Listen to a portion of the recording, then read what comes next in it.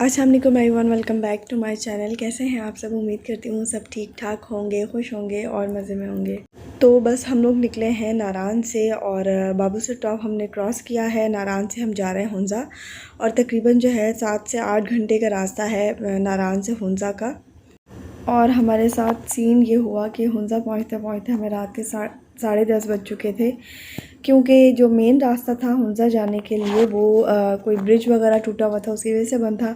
Second जो रास्ता था वो वहाँ पर जी लोगों ने धरना दिया हुआ था, उसकी वजह से बंद था। और जो सेकंड वाला रास्ता था ना, वहाँ पे हम 1.5 घंटा खड़े रहे।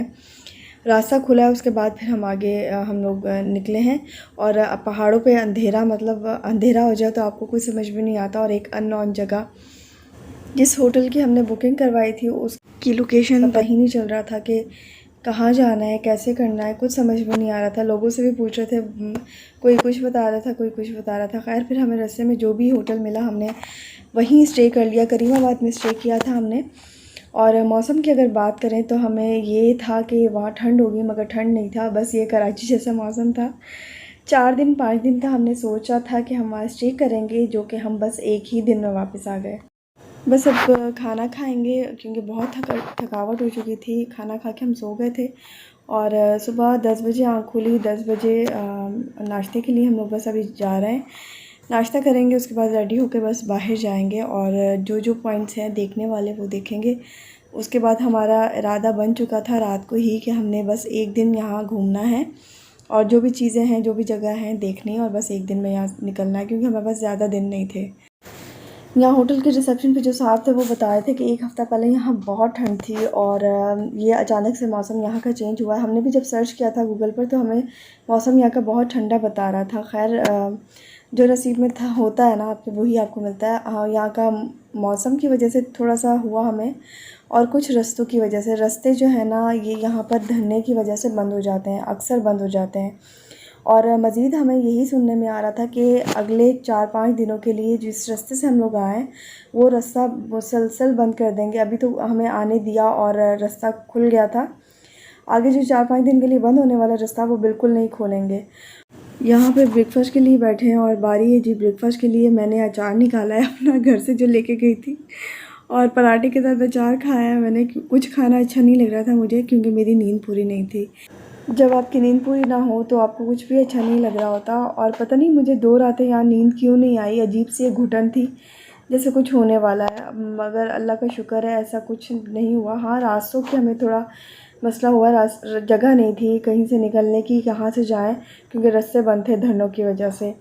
और जो हमने एक दिन स्टे करने का जो डिसीजन लिया ना, वो बिल्कुल सही टाइम पे हम लोग यहाँ से निकले, क्योंकि अगर हम यहाँ एक भी दिन और यहाँ पर रहते तो बहुत बुरा फंस जाते हम। बस अभी हम लोग निकले हैं होटल से रेडी होकर, और 1-2 जगह जाना है, वहाँ जाएंगे। और ये जो वाइट कलर के पहाड़ देख रहे हैं जो बर्फ़ से ढके हुए हैं, ये राकापोशी के नाम से है। और ये साल के 12 महीने इसी तरह बर्फ़ से ढके हुए होते हैं, और इन्हीं की वजह से हुंज़ा में बहुत शदीद ठंड होती है। मेरे इस ब्लॉग का इंतज़ार मेरी बड़ी बहन को बहुत था। वो चाहती थी मैं जल्दी जल्दी ये वाला ब्लॉग शेयर करूं, क्योंकि मैंने अभी तक अपनी फैमिली के साथ कोई भी वीडियो शेयर नहीं की, तो बस वो ये चाह रही थी मैं जल्दी जल्दी ब्लॉग शेयर करूं।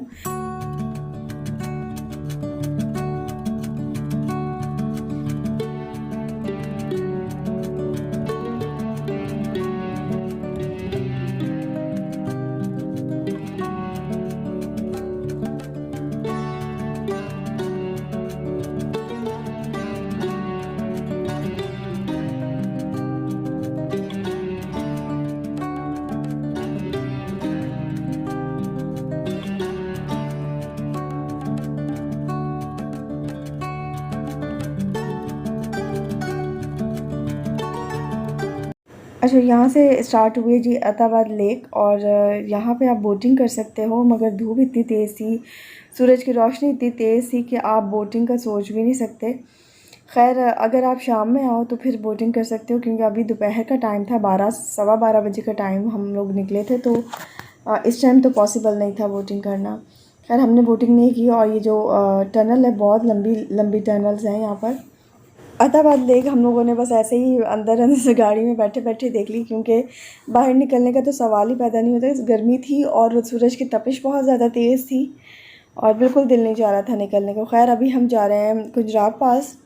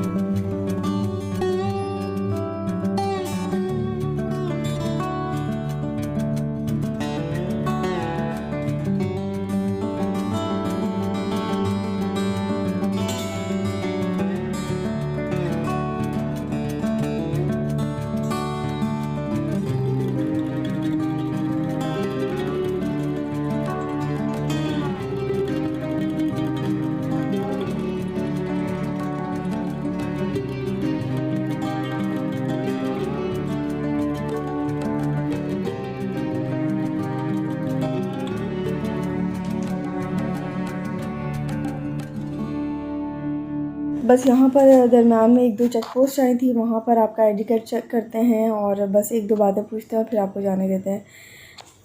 चेक पोस्ट आने के बाद 1.5 घंटे का रास्ता बाकी था अभी, और जैसे जैसे हम ऊपर जा रहे थे वैसे वैसे ठंड बढ़ रही थी और ऑक्सीजन लेवल ऊपर कम है बहुत ज़्यादा। ऊपर जाकर हमें ऐसा लग रहा था जैसे सांस लेने में प्रॉब्लम हो रही है, और मुझे ऐसा फ़ील हो रहा था जैसे मेरा बीपी लो हो रहा है, और अजान को नींद आ रही थी। खैर सबके साथ कुछ ना कुछ चल रहा था, और हमने एक दो पिक्स बनाई और उसके बाद बस फटाफट वहाँ से निकले। बस आज का जो पूरा दिन है हमारा इसी तरह घूमने घुमाने में निकला, और शाम तकरीबन वापस आते आते हमें जो है ना 7 साढ़े 7 8 बज गए थे, अंधेरा हो गया था बिल्कुल।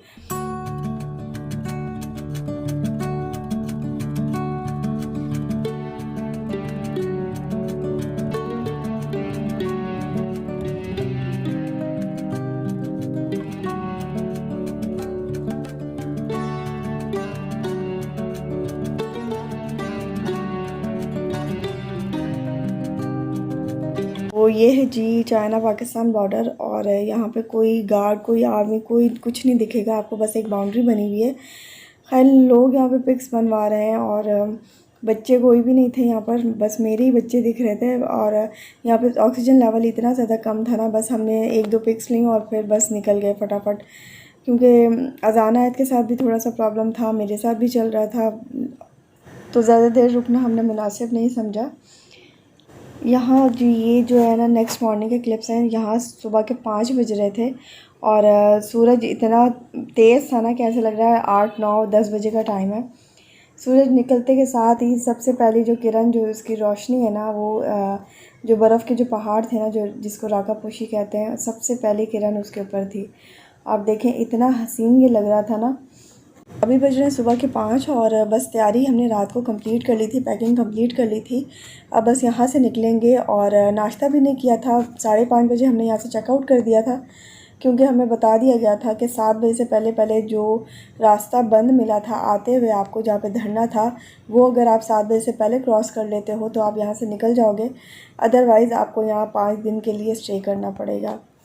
और जिस रास्ते की वजह से हम लोग भागे थे ना यहाँ से कि हमें रास्ता बंद मिलेगा, ऑलरेडी वो रास्ता बंद था और हमारे वहाँ पहुँचने से पहले ही वहाँ गाड़ियों की लाइनें लगी हुई थी और लोग बहस कर रहे थे कि रास्ता खोलें, हमें जाने दें। हम रात 12 बजे से पहले के यहाँ आके खड़े हुए और अब तक आपने रास्ता नहीं खोला, अब प्लीज़ रास्ता खोल दें। तो उन्होंने इतनी बहस के बावजूद, इतनी रिक्वेस्ट करने के बावजूद उन्होंने वो रास्ता नहीं खोला और इन द एंड हम सबको, मतलब जो गाड़ियाँ वहाँ खड़ी थी और हमें भी ऑफ़ रोड से जाना पड़ा। और वो ऑफ़ रोड इतना ज़्यादा ख़तरनाक था कि मैं आपको बता नहीं सकती।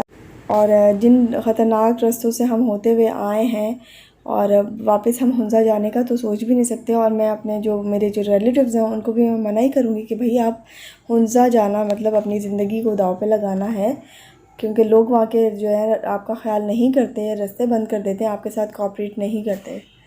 और ऑफ रोड क्लियर करने के बाद एक ब्रिज आया था, हैंगिंग ब्रिज, लाइक नीचे दरिया बह रहा है, इतना बड़ा सारा गहरा दरिया है और ऊपर हैंगिंग ब्रिज है। वो उसके ऊपर से जब गाड़ी भी गुज़र रही थी ना, तो वो ब्रिज बिल्कुल पूरा मूव कर रहा था, इधर से उधर, इधर से उधर। और वो ब्रिज क्रॉस करते ही चढ़ाई स्टार्ट हो जाती है, लाइक ज़रा सा भी टायर इधर से उधर हुआ तो गाड़ी गई नीचे पानी में। इसी रोड पर आगे जाकर हमारी जो है ना गाड़ी फंस गई थी पत्थरों के बीच में। और क्योंकि झरना बह रहा था, बड़े बड़े पत्थर थे, उसके बीच में से जाना था, तो बुरी तरह से गाड़ी फंस गई थी। और आगे पीछे जो हमारी गाड़ियाँ आ रही थी ना, उन्होंने हेल्प की और वहाँ के जो थोड़े रिहायशी थे उन्होंने हेल्प की, फिर हमारी गाड़ी निकली है, वरना अल्लाह मालिक था हमारा। ब्रिज जो है वो मैंने आंखें बंद करके क्रॉस किया है। ब्रिज का मुझे नहीं मालूम कि मेरे हस्बैंड ने कैसे वहाँ से निकाली है गाड़ी। हाँ, वहाँ से आने के बाद, ब्रिज क्रॉस करने के बाद, हुंज़ा से वापस आने के बाद, ट्रिप गुजारने के बाद भी यही वो ब्रिज याद करते रहे कि मैंने वहाँ वो ब्रिज किस तरह से क्रॉस किया था। खैर, यहाँ से हम जैसे तैसे करके गिलगित से निकले हैं और हमें सीधा जाना था नारायण। अब जब नारायण गए तो वहाँ पर बारिश हुई थी, बारिश की वजह से 3 जगह पर लैंडस्लाइडिंग हुई थी। पहले ये कहा गया कि शाम तक क्लियर हो जाएगा रास्ता, तो हम लोगों ने 5 बजे तक वेट किया, मगर 5 बजे तक क्लियर नहीं हुआ रास्ता। 5 बजे बता दिया गया कि भाई 2 दिन लगेंगे रास्ता क्लियर होने में, और हमारे पास तो दिन ही नहीं थे वहाँ रुकने के लिए। तो हम लोगों को वापस जो है कराकरम हाईवे से आना पड़ा। लाइक नारायण से चलास आया, चलास से दासू आया और दासू से पट्टन, फिर विशाम, मानसहरा, फिर एबटाबाद। और इतनी ज़्यादा थकावट हो गई थी, लाइक 24 आवर्स इन्होंने ड्राइव किए। नेक्स्ट मॉर्निंग 5 बजे तक इन्होंने ड्राइव किए और मैं नहीं जानती हम किस तरह से खौफनाक रास्तों से आए। कराकरम हाईवे, रात के टाइम कोई लाइट नहीं होती वहाँ पर।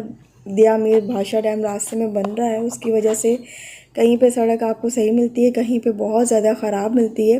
मोस्टली तो बहुत ज़्यादा ख़राब है वहाँ, और बहुत ज़्यादा खौफनाक रास्ता है। लाइक शाम वाला जो रास्ता है ना, चलास वाला, वो तो है ही ख़तरनाक। बहुत मुश्किलों से हम लोग वहाँ से निकले और बिल्कुल अच्छे टाइम पर हम निकल आए। लाइफ में कहते हैं ना, रिस्क लेना पड़ता है, तो बस वो रिस्क ही लिया हमने। नेक्स्ट टाइम हम जून जुलाई में बिल्कुल नहीं जाने वाले, क्योंकि जून जुलाई में एक तो रास्ते मानसून की बारिशें होती हैं, ऊपर से लैंडस्लाइडिंग का मसला, रास्ते बंद होते हैं और बहुत ज़्यादा हज़ारा मोटर पे आके हमने सुकून का सांस लिया। और ये चाह रहे थे हम इस्लामाबाद डायरेक्ट चले जाएं और जिस होटल में हमने स्टे किया था आते हुए उसी में स्टे कर लेंगे।